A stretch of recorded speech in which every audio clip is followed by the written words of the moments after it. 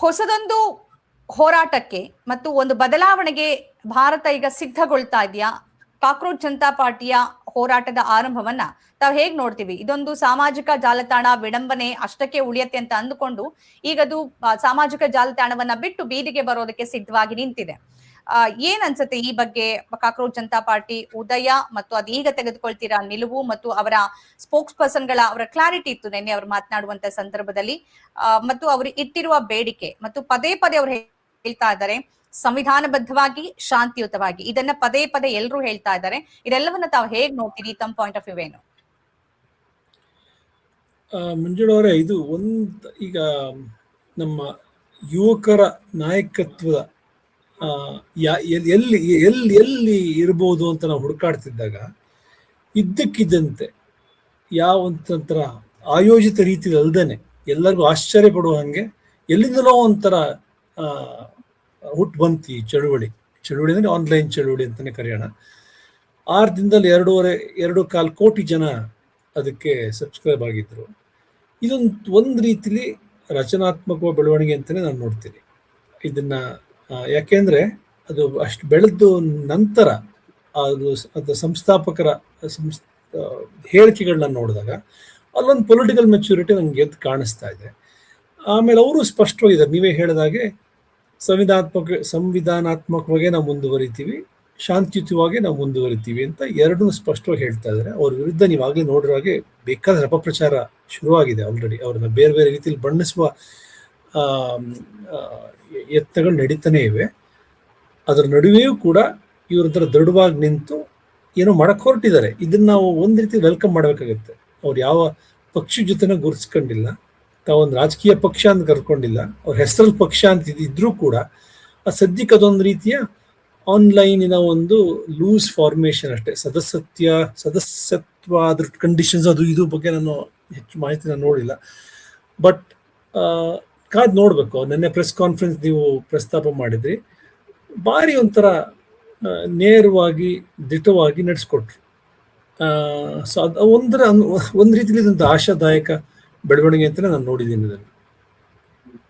Okay, ಜೊತೆಗೆ ಅವರ ಬಂಧನದ ಸಾಧ್ಯತೆ ಹೆಚ್ಚಿದೆ ಅಂತಾನೆ ವಿಶ್ಲೇಷಣೆ ಮಾಡಲಾಗಿದೆ. ಅಫ್ಕೋರ್ಸ್ ಅವರು ಪ್ಲಾನ್ ಬಿ ಸಿ ಎಲ್ಲ ನಾವು ರೆಡಿ ಮಾಡಿಟ್ಟಿದ್ವಿ ಮತ್ತೆ ಇರ್ಲೇಬೇಕು ಅಂತಾನು ಅದನ್ನ ಹೇಳಿದ್ರು. ಆದ್ರೆ ನಮ್ಮ ಮೊದಲ ಆದ್ಯತೆ ಇರೋದು ನಾವು ಪೊಲೀಸರ ಹತ್ರ ಪರ್ಮಿಷನ್ ಅನ್ನು ಕೇಳ್ತೀವಿ ಅಂತ. ಒಂದೇ ದಿನದಲ್ಲಿ ಅವಕಾಶವನ್ನ ಪೊಲೀಸ್ ಇಲಾಖೆ ಕೂಡ ಕೊಡತ್ತೆ ಅಂತ ಅಂದ್ಕೊಳ್ಳೋದಕ್ಕೆ ಸಾಧ್ಯ. ಆದ್ರೆ ಸೇರುವ ಜನಸಮೂಹದ ಮೇಲೆ ಎಲ್ಲವೂ ನಿರ್ಧರಿತವಾಗತ್ತೆ. ಜನಸಮೂಹ ಎಷ್ಟು ಮಟ್ಟಿಗೆ ಸೇರ್ತಾರೆ, ಅವರು ಒಂದು ಅಪೀಲನ್ನು ಮಾಡ್ಕೊಂಡಿದ್ದಾರೆ ಹೆಚ್ಚಿನ ಸಂಖ್ಯೆಯಲ್ಲಿ ಬರಬೇಕು ಅಂತ. ಈ ಅಪೀಲ್ ಸಾಮಾಜಿಕ ಜಾಲತಾಣದಲ್ಲಿ ಕಮೆಂಟ್ಸ್ ಬರೆಯೋದು ಅಥವಾ ಸದಸ್ಯತ್ವ ತಗೊಳ್ಳೋದು ಈಸಿ, ಬೀದಿಗೆ ಬಂದು ಹೋರಾಟ ಮಾಡೋದು ಅದು ಸ್ವಲ್ಪ ಕಷ್ಟ. ಮತ್ತು ಅನೇಕರು ಸ್ವಲ್ಪ ಸೆಟಲ್ ಆಗಿರೋರು ಇದ್ದಾರೆ, ಸರ್ಕಾರದ ನೀತಿಗಳಿಂದ ಭ್ರಮನಿರಸನಗೊಂಡಿರೋರು ಇದ್ದಾರೆ, ನಿರುದ್ಯೋಗಿಗಳು ಇದ್ದಾರೆ, ಇಲ್ಲ ಅಂತಲ್ಲ. ಮತ್ತು ಈ ಪರೀಕ್ಷಾ ಪದ್ಧತಿಯಿಂದ ಎಫೆಕ್ಟ್ ಆಗಿ ಸಂಕಷ್ಟದಲ್ಲಿರೋರು ಇದ್ದಾರೆ. ಆದ್ರೆ ಅವರೆಲ್ಲ ಹೋರಾಟಕ್ಕೆ ಬರ್ತಾರಾ ಅದು ಪ್ರಶ್ನೆ. ಯಾಕೆಂದ್ರೆ ಭಾರತದಲ್ಲಿ ಇತ್ತೀಚೆಗೆ ನಾವು ಗ್ಲೋಬಲೈಸೇಷನ್ ಪ್ರೈವೇಟೈಸೇಷನ್ ಆದ ನಂತರದಲ್ಲಿ ಜನ ಒಂದು ಕಂಫರ್ಟ್ ಝೋನ್ ಅನ್ನ ಬಳಸ್ತಾರೆ. ಅದನ್ನ ಹೊರಗಡೆ ಬಿಟ್ಟು ಬಂದು ಪ್ರತಿಭಟನೆಗೆ ನಿಲ್ಲೋದು ಸ್ವಲ್ಪ ಕಷ್ಟ. ಇವತ್ತಿನ ಸ್ಥಿತಿಯಲ್ಲಿ ತಮಗೆ ಏನ್ ಅನ್ಸುತ್ತೆ, ತಮ್ಮ ಅಭಿಪ್ರಾಯ ಏನು? ನನ್ನ ಉತ್ತರ ಸಿಂಪಲ್ ಆಗಿದೆ, ಕಾದ್ ನೋಡ್ಬೇಕು. ಯಾಕೆಂದ್ರೆ ಶನಿವಾರ ನಾಡಿದ್ದು ಅವರು ಕರೆ ಕೊಟ್ಟಿರೋದು, ನೋಡೋಣ ಏನಾಗುತ್ತೆ ಅಂತ. ಈಗಾಗ್ಲೇ 2 ರೈತ ಸಂಘಟನೆಗಳು ನಾವು ಭಾಗವಹಿಸ್ತೀವಿ ಅಂತ ಹೇಳಿದ್ದಾರೆ. ಇನ್ ಕೆಲವರು ಅಲ್ಲಿ ಇಲ್ಲಿ ಕೆಲವರು ಕೇಳಿ ಬರ್ತಿದೆ. ಬಟ್ ಆಕ್ಚುಲಿ ಇವರು ಮೂಲತಃ ಯುವಕರ ಇದು. ಮತ್ತೆ ಇವೊಂದು ನಾವು ಗಮನಿಸಬೇಕಾದ್ದು ಅಂದ್ರೆ ಮಂಜುಳವ್ರೆ, ಇವರು ಯಾವುದೇ ಒಂದು ಪೂರ್ವ ನಿರ್ಧಾರಿತ ಅಥವಾ ಪೂರ್ವ ಸಿದ್ಧಿತ ಒಂದು ಸಿದ್ಧಾಂತವನ್ನು ಇಟ್ಕೊಂಡು ಮುಂದುವರೆದಿಲ್ಲ ಇವರು. ಆಕ್ಚುಲಿ ಇವ್ರ ಸಿದ್ಧಾಂತ ಏನು ಅಂತ ನೋಡಿದ್ರೆ ನಮ್ಗೆ ಯಾರಿಗೂ ಗೊತ್ತಿಲ್ಲ. ಸಂವಿಧಾನ ಅಂತ ಹೇಳಿದ ತಕ್ಷಣ ಅದ್ರಲ್ಲೊಂದು ಸಿದ್ಧಾಂತ, ಒಂದು ಸ್ಪಷ್ಟವಾದ ಸಿದ್ಧಾಂತ ಅಂತ ಹೇಳಕ್ಕಾಗಲ್ಲ. 3 ರಾಜಕೀಯ ಪಕ್ಷಗಳು, ಬೇರೆ ಬೇರೆ ಸಿದ್ಧಾಂತಗಳನ್ನ ಸ್ಪಂದಿಸುವ ಪಕ್ಷಗಳು ಎಲ್ಲವೂ ಸಂವಿಧಾನಬದ್ಧ ಅಂತ ಹೇಳ್ತಾ ಇರ್ತಾರೆ. ಸೊ ಹಾಗಾಗಿ ನಾವು ಸಂವಿಧಾನಕ್ಕೆ ಬದ್ಧ ಅಂದ ತಕ್ಷಣ ಅವ್ರ ಸಿದ್ಧಾಂತ ನಮಗೆಲ್ಲ ಅರ್ಥ ಆಯ್ತು ಅಂತ ಹೇಳಕ್ಕಾಗಲ್ಲ, ನೋಡೋಕ್ಕಾಯ್ತು. ಬಟ್ ಒಂದು ರೀತಿಯಲ್ಲಿ ಒಳ್ಳೇದು ಕೂಡ, ಯಾವ ಸಿದ್ಧಾಂತ ಇಲ್ಲದೆ ಶುರು ಮಾಡಿ ನಾವು ಏನೇಳಿ ಯುವಕರ ಮತ್ತು ವಿದ್ಯಾರ್ಥಿಗಳ ಹಿತರಕ್ಷಣೆಗೋಸ್ಕರ ಮಾಡಬೇಕಾದ ಆಲೋಚನೆ ಏನ್ ಮಾಡಬೇಕು ಅನ್ನೋದ್ರ ಬಗ್ಗೆ ಯೋಚಿಸ್ತಾ ಶುರು ಮಾಡುವ ಇದೊಂದು ವೇದಿಕೆ. ಕಾಲಕ್ರಮೇಣ ಬೇರೆ ಬೇರೆ ಇಶ್ಯೂಗಳ ಜೊತೆ ರೆಸ್ಪಾಂಡ್ ಮಾಡ್ತಾ ಮಾಡ್ತಾ ಒಂಥರದ ಸಿದ್ಧಾಂತ ಅಂತ ಕರಿಬಹುದಾದ ಒಂದು ಡೆವಲಪ್ ಆಗ್ಬೋದು ಮುಂದೆ. ಅದು ಒಂದು ಮಾರ್ಗನೇ. ಒಂದ್ ಮಾರ್ಗ ಸಿದ್ಧಾಂತ ತಯಾರಿ ಮಾಡ್ಕೊಂಡು ಬೀದಿಗಿಳಿಯೋದಾದ್ರೆ, ಇನ್ನೊಂದು ಮಾರ್ಗ ಚಳುವಳಿ ಮೂಲಕನೇ ಒಂದು ಸಿದ್ಧಾಂತ ಕಟ್ತಾ ಹೋಗೋದು. ಅದು ಅವ್ರಿಗೂ ಒಂಥರದ ನೈತಿಕ ಸ್ಪಷ್ಟತೆ, ನಿಜ, ಅದು ನಿಜ ಸಿಗ್ಬೋದು. ಅಥವಾ ಅವರಿಗಿರುವ ಅದು ಓಪನ್ನೆಸ್ ಇರುತ್ತೆ. ಆತರ ಮೂವ್ಮೆಂಟ್ಗಳಲ್ಲಿ ಆತರ ಮೂವ್ಮೆಂಟ್ಗಳಲ್ಲಿ ಒಂಥರದ ಓಪನ್ನೆಸ್ ಇರುತ್ತೆ. ಈಗ ಮುಂಚೆನೆ ನೀವು ಎಲ್ಲ ನಮ್ದು ಇದು ಇವಾಗ ನಾವು ಬದ್ಧರು, ಇದ್ರ ಹೊರತಾಗಿ ನಮ್ಗೇನು ನಮ್ಗೆ ಆಸಕ್ತಿ ಇಲ್ಲ ಅಂತ ಹೇಳ್ಬಿಟ್ರೆ ಮುಂಚೆನೆ ಕ್ಲೋಸ್ ಆಗಿರುತ್ತೆ. ಬಟ್ ಇದು ಓಪನ್ ಇದೆ. ಸೊ ಅದಕ್ಕೆ ನಾವು ಎಲ್ಲರೂ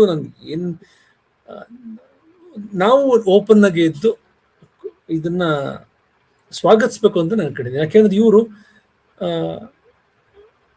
ಇವರಲ್ಲೊಂದು ಆದರ್ಶವಾದಿತನ ಇರೋದು ಎದ್ದು ಕಾಣ್ತಾ ಇದೆ. ಆಮೇಲೆ ಇಂಥ ದೊಡ್ಡ ದೇಶದಲ್ಲಿ, ಇಂಥ ದೊಡ್ಡ ಯುವಕ ವರ್ಗ ಇರುವಂತ ದೇಶದಲ್ಲಿ ಒಂದು ಯುವಕರ ನಾಯಕತ್ವ ಎಲ್ಲಿ ಅಂತ ಕೇಳಿದಾಗ ನಮ್ಗೆ ಸ್ಪಷ್ಟ ಗೊತ್ತಾಗ್ತಾ ಇರಲಿಲ್ಲ. ಈಗೇನೋ ಆ ನಿಟ್ಟಿನಲ್ಲಿ ಒಂದು ಬೆಳೀತಾ ಇದೆ ಅನ್ಸುತ್ತೆ. ಆಲ್ದೋ ಹೇಳಲೇಬೇಕಾದ ವಿಷಯ, ಇವರೆಲ್ಲರೂ ನಗರದ ಏನ್ ಹೇಳಿ ಮನಸ್ಸುಗಳು ಇವರು. ಅಂದ್ರೆ ಹಳ್ಳಿ ಯುವಕರು ಕಾಣಲಿಲ್ಲ. ಬಟ್ ಕಾಲಕ್ರಮೇಣ ಅವರು ಬಂದು ಸೇರ್ಕೋಬೋದೇನಂತ, ಬೇರೆ ಬೇರೆ ತರದ ಆಯಾಮಗಳು ಡೆವಲಪ್ ಆಗ್ಬೋದು. ಬಟ್ ಯೂತ್ ಮೂವ್ಮೆಂಟ್ ಒಂದು ಬೇಕಿತ್ತು ನಮಗೆ. ಇದರಲ್ಲಿ ಒಂದು ಒಳ್ಳೆ ಪ್ರಾರಂಭದ ಒಂದು ಸೂಚನೆಗಳು ಕಾಣ್ತೇವೆ.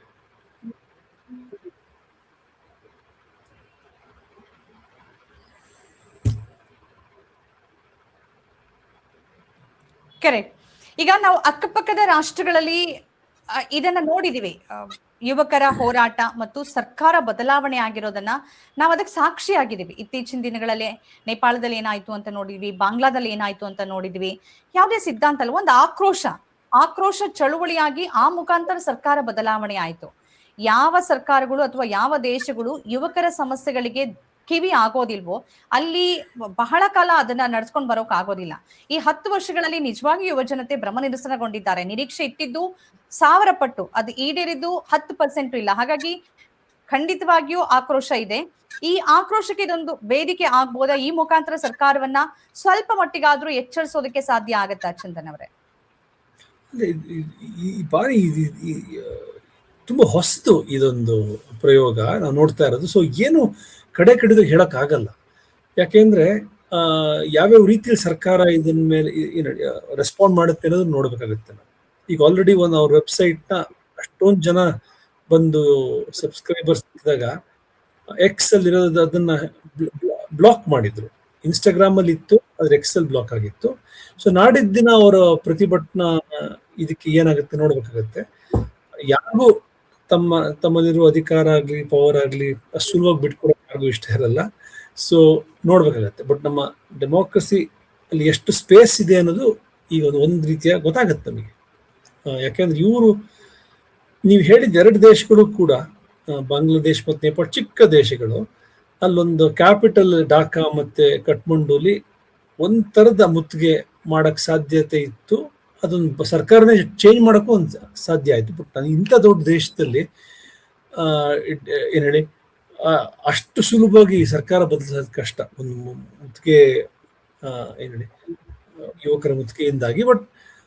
ಬಟ್ ಒಂದ್ ಮಾತದ್ ನಿಜ, ಯುವಕರಲ್ಲಿ ನಾವೇನ್ ಅನ್ಕೊಂಡಿದ್ವಿ, ಈಗಿನ ಕಾಲದಲ್ಲಿ ಯುವಕರಲ್ಲಿ ಬರೀ ಒಂಥರ ಕೊಳ್ಳು ಬಾಕತನ ಕಾಣ್ತಾ ಇದೆ, ಸ್ವಾರ್ಥ ಕಾಣ್ತಾ ಇದೆ, ತಮ್ಮ ಉದ್ಯೋಗಗಳ ಬಗ್ಗೆ ಮಾತ್ರ ಗಮನ ಕೊಡ್ತಿದ್ದಾರೆ, ಸಮಾಜದ ಬಗ್ಗೆ ಯೋಚಿಸ್ತಾ ಇಲ್ಲ, ರಾಜಕೀಯದಿಂದ ದೂರ ಆಗ್ಬಿಟ್ಟಿದ್ದಾರೆ ಅಂತ ಅನ್ಕೋತಿದ್ವಲ್ಲ, ಅದನ್ನೆಲ್ಲವನ್ನು ಈ ಮೂವ್ಮೆಂಟ್ ಹುಸಿ ಮಾಡಿದೆ.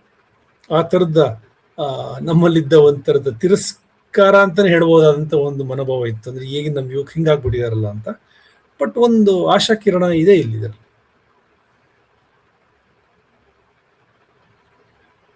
ಬಟ್ ಏನು ಹೇಳಕ್ಕಾಗ, ಇಟ್ಸ್ ವೆರಿ ಅರ್ಲಿ ಮಂಜುಳವ್ರೆ, ಇಟ್ಸ್ ವೆರಿ ಅರ್ಲಿ. ಸರಿ, ಓಕೆ. ಇನ್ನೆರಡು ದಿನ ಸಮಯ ಇದೆ ಚಂದನ್ ಅವರೇ. ಓಕೆ, ಇನ್ನೆರಡು ದಿನ ಸಮಯ ಇದೆ. ಏನಾಗತ್ತೆ ಅನ್ನೋದನ್ನ ಕಾದ್ ನೋಡೋಣ. ಒಂದೊಳ್ಳೆ ಬದಲಾವಣೆ ಅಂತೂ ಆಗ್ಲಿ ಅನ್ನೋದು ಆಶಯ. ಚಂದನ್ ಗೌಡ ಅವರು ಇಷ್ಟೊತ್ತು ಈ ವಿಚಾರದ ಬಗ್ಗೆ ತಮ್ಮ ಪಾಯಿಂಟ್ ಆಫ್ ವ್ಯೂ ನಮ್ಮ ಜೊತೆಗೆ ಹಂಚ್ಕೊಂಡ್ರಿ. ಧನ್ಯವಾದಗಳು ತಮಗೆ. ನಮಸ್ಕಾರ. Thank you.